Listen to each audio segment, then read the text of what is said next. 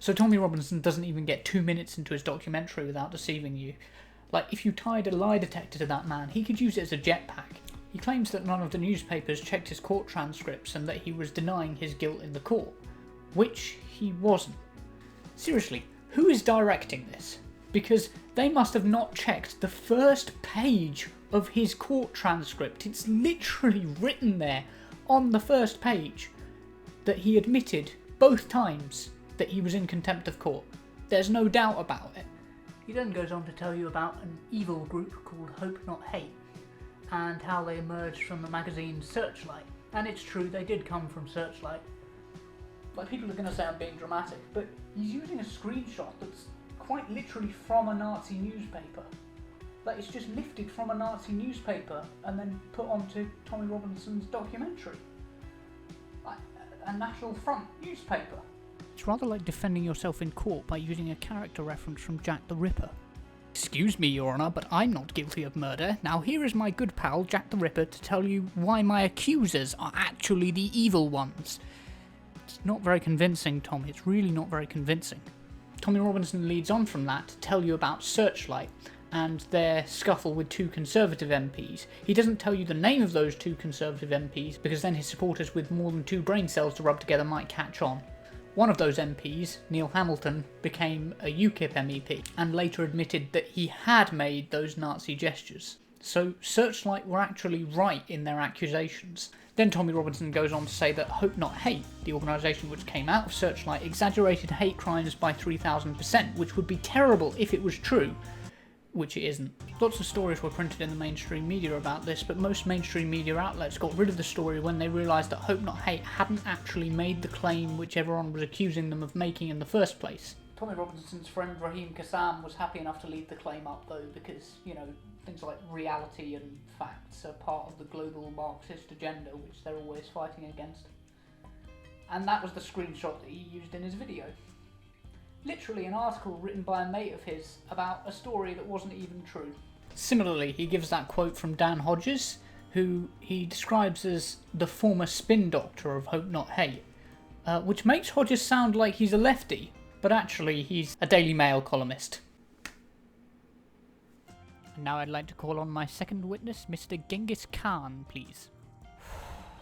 You're not doing yourself any favours, mate. Speaking of Tommy's friends, were any of you wondering who Tommy's sob story, I lost my job just for expressing my opinion on immigration, was? That's actually Tom Dupre. The extra E is added on to hide his identity, but he's quite well known. He's the former leader of Generation Identity UK, an ethno-fascist identitarian movement in the UK. He was fired because he keeps claiming that black and Muslim people aren't European by his standards. That means white. When you say you got involved, you was giving your political opinions with regards to?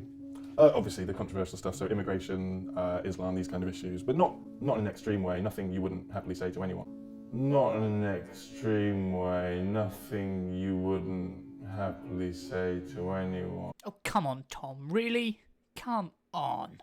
Robinson then teams up with his former employee Lucy Brown, who used to do his camera work for him, so that she can go undercover and spy on John Sweeney like a really, really lame James Bond. The first outrage which he catches is John Sweeney paying £220 for drinks, which given BBC Panorama's budget is a drop in the ocean. Like, they're not even going to notice that. And as Kevin Logan stated on our stream... I was literally just going to say, Mike, that it's for the overall budget of this programme, if they get one piece of usable information from this outcome, that's worth every penny.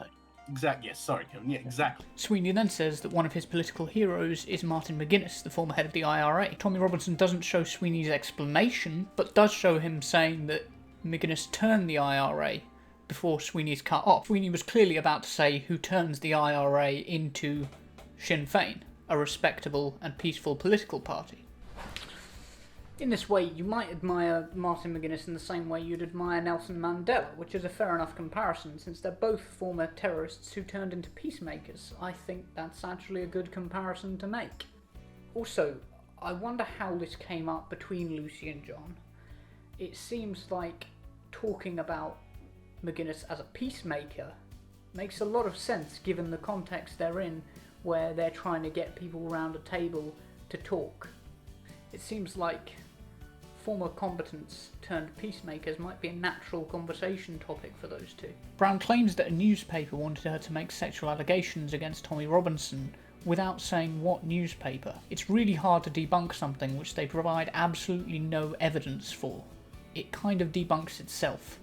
In a similar vein, Tommy's far-right friends Kaylin, George and Lauren come on to give their own story, the problem being that they have no evidence beyond their word for what they're saying. The only claim with regards to false allegations that has any validity or any evidence behind it is John Sweeney saying to Lucy Brown that he can do a kind of gender thing, a sort of sexual thing against Tommy Robinson.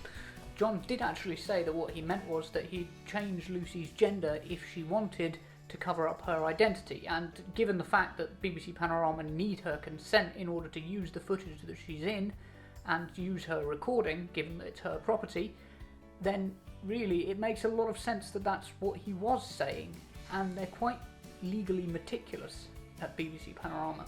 Tommy Robinson then accuses John Sweeney of racism, which I would agree with. I agree with Tommy Robinson here. Sweeney was racist, but Tommy Robinson also repeatedly stereotypes Asian people. John Sweeney's just taking a leaf out of his book in reality.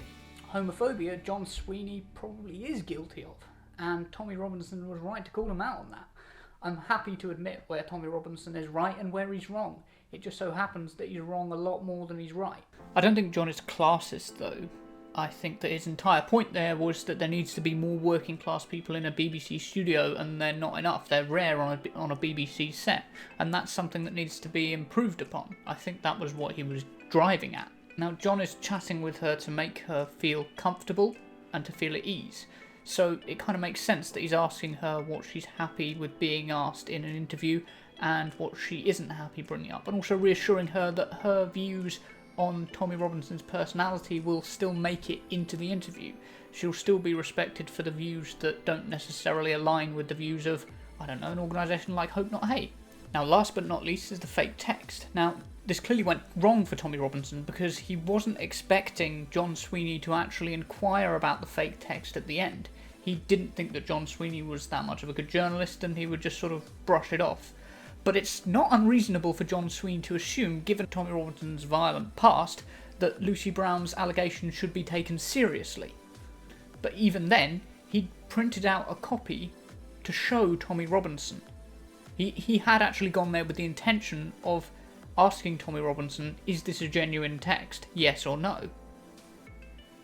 And given that, he was granted his right of reply, which is all any journalist can really do.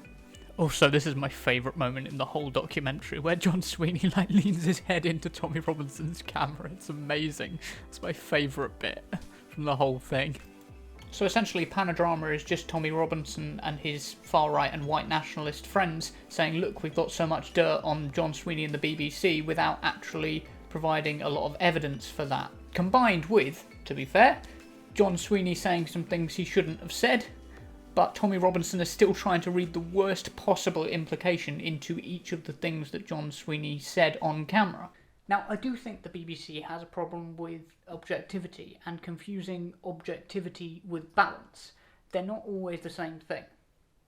But this documentary does absolutely nothing to properly criticise the BBC. Like, it has a go at John Sweeney, but he's just one person in a global network.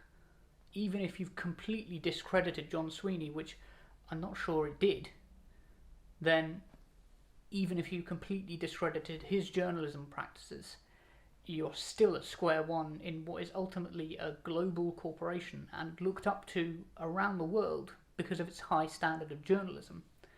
The BBC is going to be here to stay, and Tommy Robinson supporters are likely to go quicker than they think. If you like this video, please consider subscribing to my YouTube channel or following me on Twitter, Instagram, Facebook, or via laser tracking surveillance drone.